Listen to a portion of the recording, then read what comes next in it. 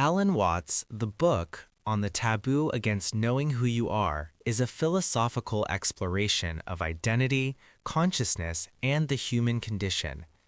Written in Watts' signature style, playful, poetic, and profound, it challenges Western notions of individuality and invites readers to embrace a more holistic view of existence.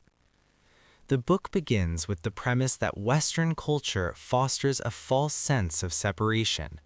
We are taught to see ourselves as isolated egos, distinct from the world around us. This conditioning creates anxiety, alienation, and a constant search for meaning. A central theme is the illusion of the self. Watts argues that the ego is not a fixed entity, but a mental construct. In reality, the self is inseparable from the environment, much like a wave is inseparable from the ocean. Another key theme is the taboo of self-knowledge. Watts suggests that society resists the idea that we are fundamentally one with the universe. This taboo arises because it undermines conventional notions of control, morality, and authority. The book explores Eastern philosophy and Western psychology.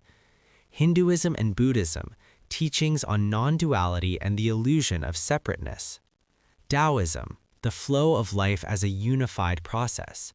Psychology, how conditioning shapes identity and perception.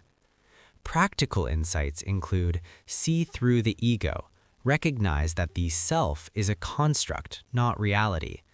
Embrace unity, understand that you are not separate from the world but part of its unfolding. Let go of control. Life is a process, not a problem to be solved. Play with existence. Joy arises when we stop taking identity too seriously. Trust the flow. Meaning comes from participation, not resistance. Watts blends philosophy, humor, and metaphor. He uses vivid imagery, waves, music, dance, to illustrate the interconnectedness of life. His style is conversational, making complex ideas accessible. Another theme is freedom from fear.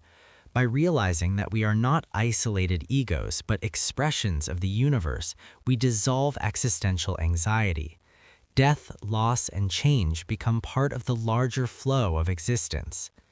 The book also emphasizes the playful nature of life. Watts insists that existence is not a serious problem to be solved, but a cosmic game to be enjoyed. Recognizing this transforms how we live, love, and relate to others. The book closes with a reminder: the taboo against knowing who you are is cultural, not real.